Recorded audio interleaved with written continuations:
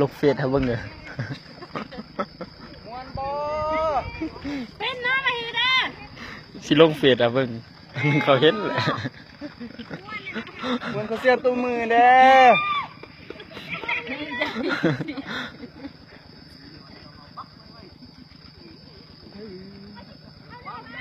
คือคุณปลาเนาะที่ตรงนั้น